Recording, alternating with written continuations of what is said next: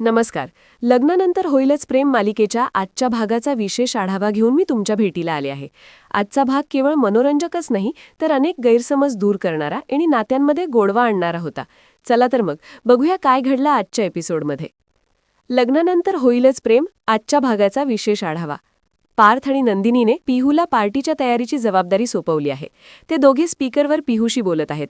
पिहू सांगते की तिचे काम जवळपास पूर्ण झाले आहे. जीवा आणि काव्याच्या मित्रांची भेट घेऊन सगळे व्हिडिओ गोळा झाले आहेत आणि थोडेच एडिटिंगचे काम बाकी आहे. पार्थ पिहूला सकाळी ते येण्यापूर्वीच सगळे व्हिडिओ एडिट करून ठेवण्यास सांगतात. नंदिनी त्यांना सकाळी लवकरच तयारीसाठी येणार असल्याचे सांगते. जीवा आणि काव्याला या संभाषणाची कानोकान खबर लागून न देण्याची दक्षता पार्थ आणि नंदिनी घेतात, जे त्यांच्यातील वाढत्या समन्वयाची झलक दाखवते. जीवा आणि काव्या छान माहोल सेट झाल्याचे बोलत असतानाच सगळेजण मागच्या वेळेस फार्म हाऊसवर खेळलेला ट्रूथ ऑर डेअरचा खेळ पुन्हा खेळायचं ठरवतात. पार्थचं आव्हान, डेअर. बाटली फिरवल्या ती पार्थवर येते. जीवा त्याला काव्याशी पंजा लढवण्याचं आव्हान देतो. पार्थ काव्या जिंकणार म्हणून थोडा कचरतो, पण काव्या आव्हान स्वीकारते. थोड्या आठवणी जाग्या झाल्यावर नंदिनीच्या शिट्टीने पार्थचं लक्ष विचलित होतं आणि काव्या जिंकते. नंदिनी आणि काव्या आनंदात टाळी देतात. पार्थ पराभूत होऊनही काव्याच्या डोळ्यात बघत मी हरलो असलो तरी जिंकलोय असं म्हणतो. जीवाचं आव्हान, डेअर. बाटली आता जीवावर येते. तो डेअर निवडतो. काव्या त्याला नंदिनीसाठी कविता करण्याची डेअर देते, पण ती यात एक खास ट्विस्ट जोडते. कविता दोघांनी मिळून करायची आहे. जीवाने एक ओळ म्हटल्यावर नंदिनीने पुढची ओळ पूर्ण करायची आहे. या अनोख्या आव्हानामुळे दोघेही खुश होतात आणि सांगतात की अनेक चॅलेंजेस पार करतच त्यांनी हे नातं इथपर्यंत आणलं आहे. जीवा आणि नंदिनी मग त्यांच्या नात्यावर आधारित एक अत्यंत गोड कविता पूर्ण करतात.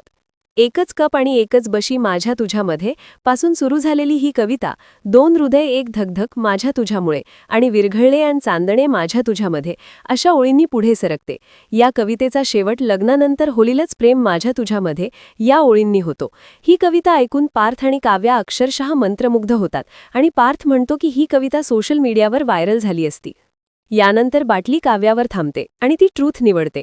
नंदिनी तिला आजपर्यंत कधीच न सांगितलेली एक गोष्ट विचारते. तेव्हा काव्या मोठा खुलासा करते. 1.5 महिन्यापूर्वी मी आणि पार्थने घटस्फोटासाठी अर्ज केला आहे. हे ऐकून नंदिनीला जबरदस्त धक्का बसतो. यावर जीवा, काय तुम्ही सुद्धा घटस्फोट फाईल केला असं विचारतो. तेव्हा काव्यालाही धक्का बसतो आणि ती विचारते, तुम्ही सुद्धा म्हणजे ताई तुम्ही पण डिवोर्स फाईल केला? जीवा अडखळतो. काव्या दोघांवरही संताप व्यक्त करते, कारण ती त्यांच्या सुखी संसारासाठी प्रार्थना करत असताना दोघांनी हे पाऊल उचलले होते. येथे मालिकेतील सर्वात मोठा गोंधळ दूर होतो. पार्थ आणि नंदिनी एकमेकांकडे बघून हसतात. नंदिनी काव्याला सांगते की तिची आणि पार्थची मैत्री खूप घट्ट झाली आहे आणि ते दोघेही एकमेकांना घटस्फोटाबद्दल तेव्हाच बोलले होते. नंदिनीचा खुलासा.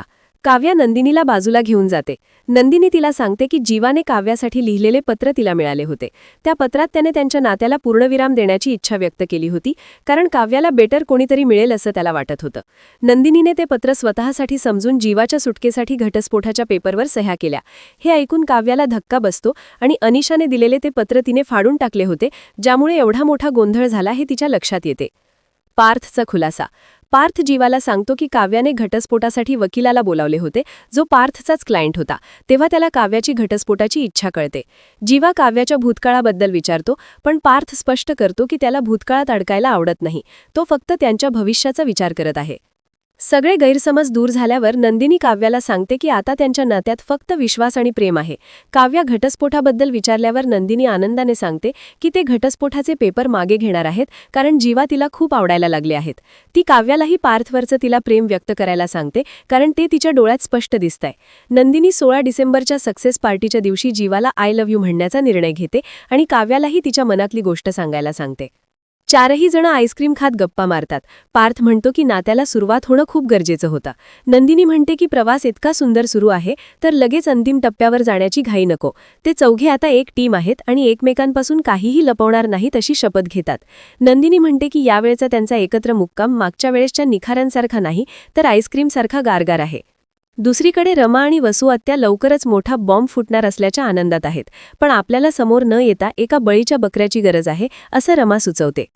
तेवढ्यात पिहू त्यांना आवाज देते. पिहूला पाहताच त्यांना त्यांचा बळीचा बकरा सापडल्याचा आनंद होतो आणि ते पिहूवर सगळ्या कांडाचे खापर फोडण्याचा कट रचतात.